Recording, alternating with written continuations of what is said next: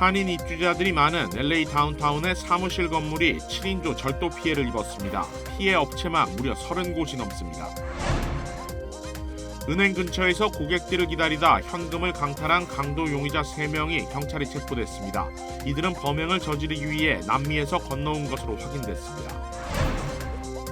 캘리포니아주에서 최근 들어 야생 퓨마가 연이어 주택가에 출몰하고 있습니다. 주로 반려동물이나 가축들을 공격하는데 주민들의 주의가 필요해 보입니다. 한인들이 많이 사는 뉴욕시 플러싱을 포함한 퀸즈 지역 일대의 강력범죄가 지난해와 비교해 2배 이상 늘어나 우려가 커지고 있습니다. 최근 확진자가 크게 늘어나면서 LA 카운티의 코로나19 위험 등급이 중간에서 높음으로 격상됐습니다. 원기 보충이 필요할 때 복용했던 황제들의 보약은 바로 공진단입니다. 여기에 혈액을 맑게 하고 막힌 길을 뚫어 오장육부를 건강하게 돕는 침향을 더해서 침향 공진단을 만들었습니다. 침향은 오래전부터 임금들의 기력 회복제로 사용되었죠. 10만이 장석군의 천종산삼에서 따라올 수 없는 명품 천종산삼 침향 공진단을 만들었습니다. 한 알에서 느껴지는 명품의 기운을 느껴보세요.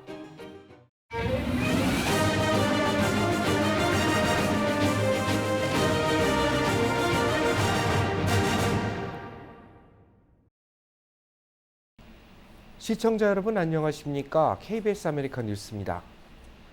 유엔 안전보장이사회가 비공개 회의를 열고 북한 인권 문제를 논의했습니다.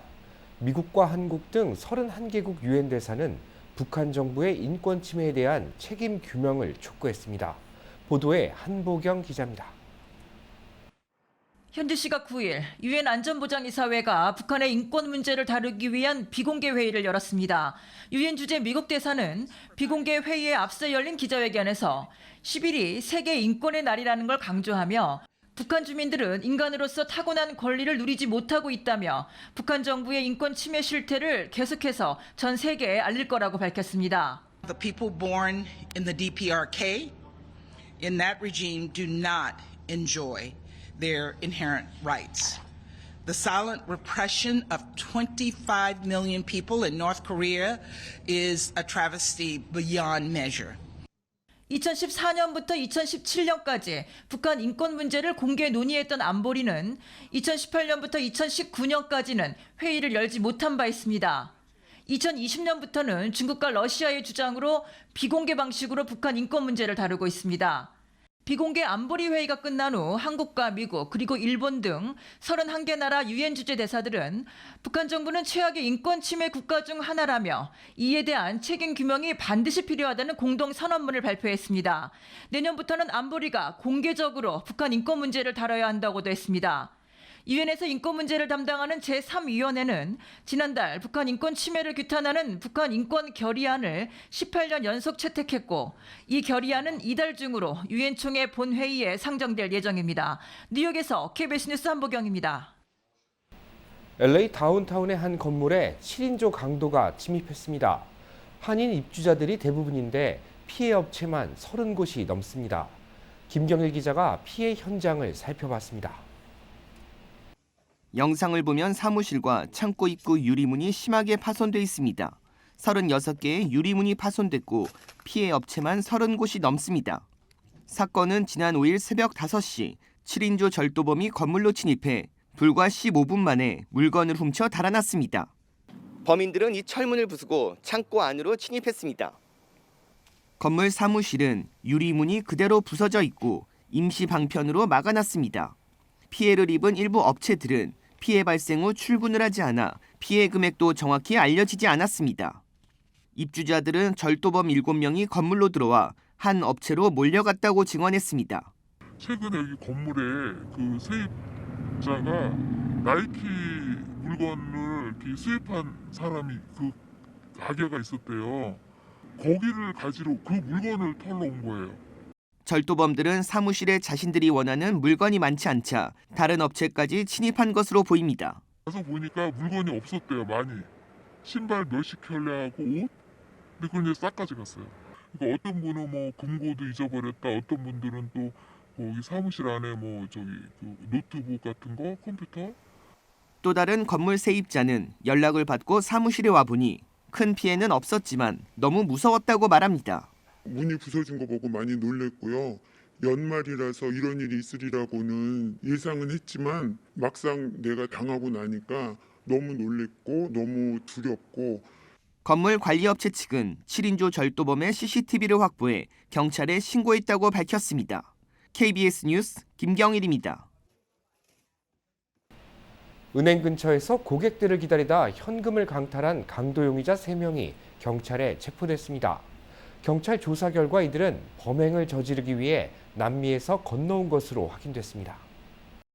벤츄라 카운티 셰리프국은 지난 9월 사우전드 옥스에 자리한 은행에서 현금을 찾아 나온 여성에게 $10,000를 강탈한 용의자를 체포했다고 밝혔습니다.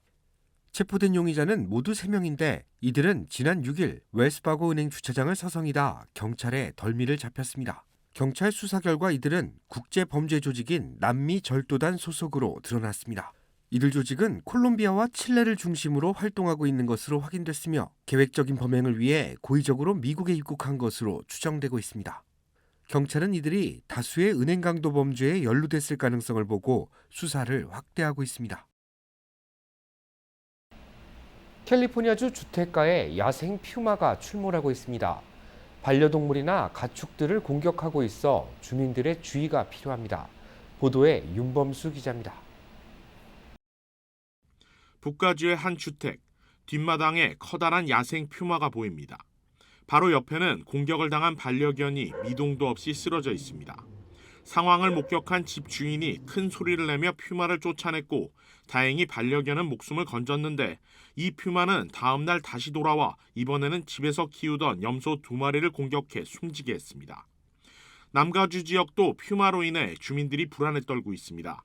한인들도 자주 찾는 그리피스 산 인근에서 서식하는 일명 P22 퓨마가 최근 계속해서 주택가에 출몰하고 있는데 지난달 할리우드 힐스에서 치와와 1마리가 공격을 받아 숨졌고 지난주에도 실버레이크 지역에서 반려견 1마리가 크게 다쳤습니다. 그동안 이 퓨마에 GPS를 장착하고 야생에서 관리해온 캘리포니아주 야생산림당국은 위협이 잦아지자 결국 생포하기로 했습니다. 당국은 퓨마와 마주쳤을 경우에는 팔을 들거나 옷을 펼쳐 몸집을 크게 보이게 한 뒤 시선을 맞춘 상태에서 서서히 물러날 것을 당부했습니다. 순찰을 마치고 복귀하는 경찰 차량을 뒤따라 한 대의 차량이 경찰국 주차장으로 들어옵니다.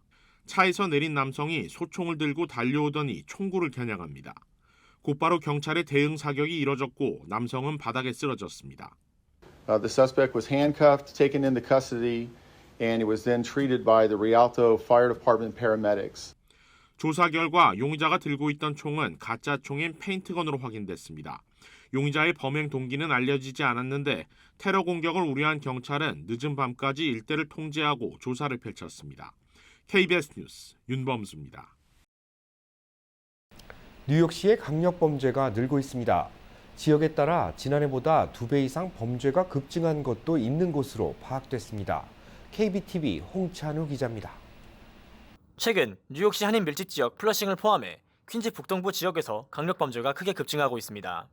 연일 이어지는 범죄 소식에 주민들의 걱정과 불안이 나날이 높아지고 있습니다. 뉴욕시경이 발표한 범죄 통계 자료에 따르면 플러싱이 포함된 백구 경찰서 관할 구역에서 올해 1월 1일부터 12월 4일까지 지난 11개월간 발생한 7대 주요 범죄는 총 2,850건으로 전년도 1,703건 대비 67.35% 증가했습니다.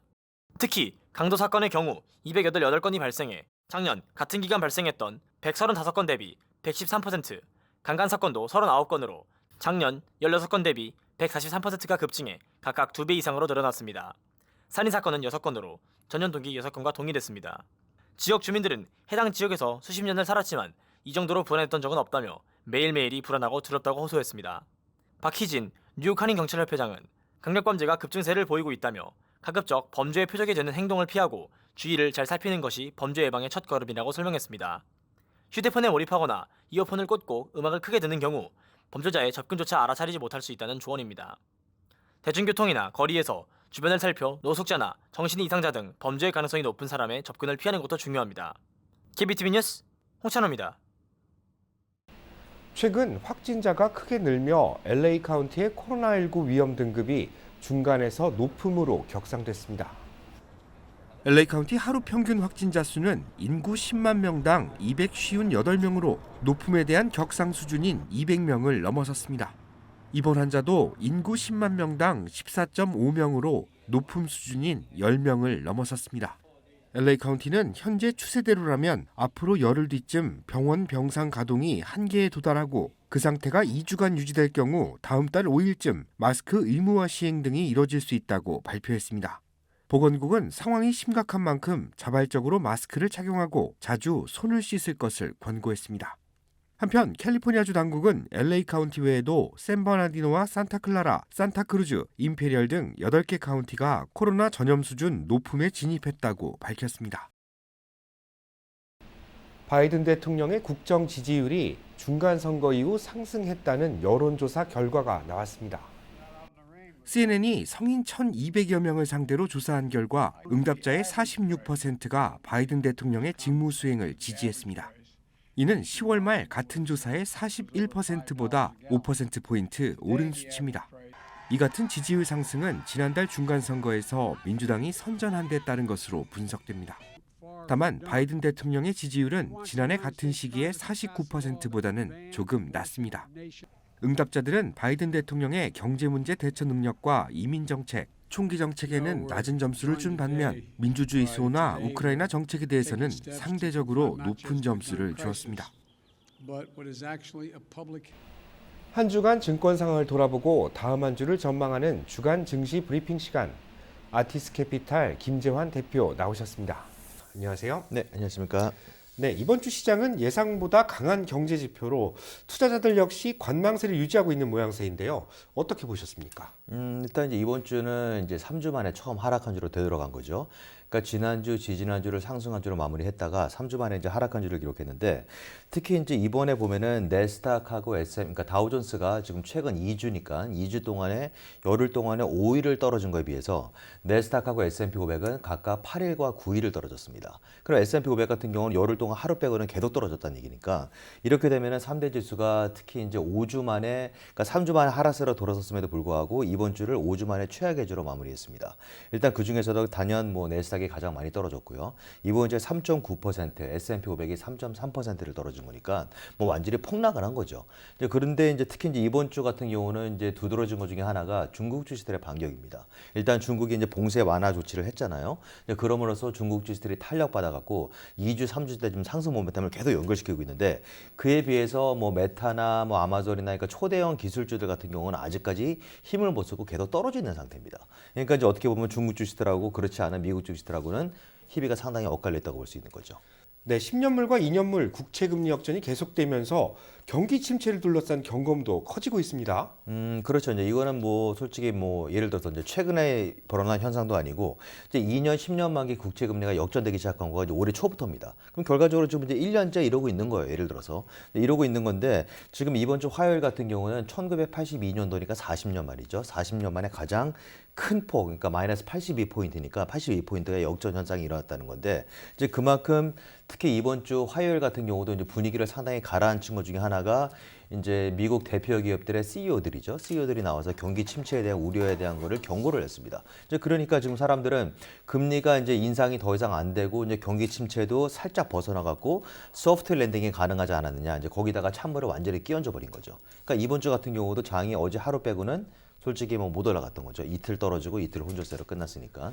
네, 다음 주 연준 정책금리 발표가 또 있고 또 어떤 그 지표들을 좀 중점적으로 봐야 될까요? 그러니까 이제 오늘 이제 생산자 물가지수죠. 11월 소비자 그러니까 생산자 물가지수가 나왔는데 예상보다 증가가 좀 많이 됐어요. 그러니까 예상보다 크게 나왔으니까 아직까지 물가가 잡히지 않고 있지 않느냐 이런 우려가 또 생긴 거고 다음 주 화요일 같은 경우는 이제 소비자 물가지수가 나옵니다. 그리고 수요일 날은 금리 인상이 되는 건데 금리 인상 하루 바로 전날에 소비자 물가지수가 나오고 금리 인상이 된 다음 날 목요일 같은 경우는 이제 소매 판매가 나오는 거죠. 그러니까 과연 이게 이대로 가느냐 아니면은 지금 아직까지 물가가 잡히고 있느냐 아직까지 안 잡히고 있느냐 이게 이제 상당히 큰 관건이라 볼 수 있는 겁니다. 네, 다음 한 주도 한번 또 지켜봐야겠습니다. 오늘 말씀 감사합니다. 네, 감사합니다. 원기 보충이 필요할 때 복용했던 황제들의 보약은 바로 공진단입니다. 여기에 혈액을 맑게 하고 막힌 길을 뚫어 오장육부를 건강하게 돕는 침향을 더해서 침향 공진단을 만들었습니다. 침향은 오래전부터 임금들의 기력 회복제로 사용되었죠.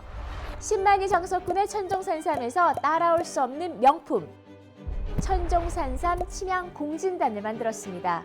한 알에서 느껴지는 명품의 기운을 느껴보세요.